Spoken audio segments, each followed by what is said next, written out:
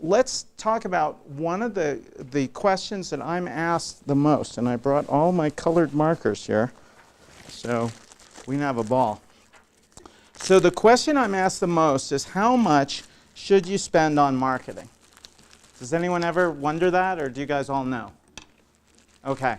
Well, through a lot of research and a lot of trial and error, I will tell you that the magic number, and there is a magic number, it's 5% of your gross profit.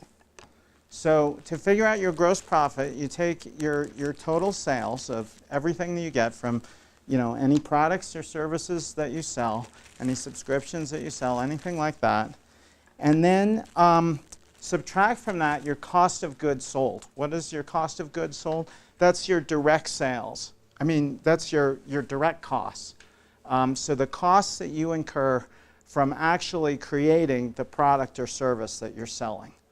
It might be storage costs if you've got a lot of inventory, might be utility costs. It's not going to be your payroll for your marketing guys.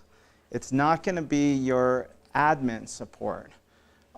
It's going to be those direct costs that have fundamentally to do with creating the product or service. So if that's your gross margin, then just take 5% of that. Well, I'm calling it gross margin here. It's really, margin is kind of a slippery word with CPAs. I would call it gross profit is a little bit better. Although you'll hear it referred to as gross margin sometimes.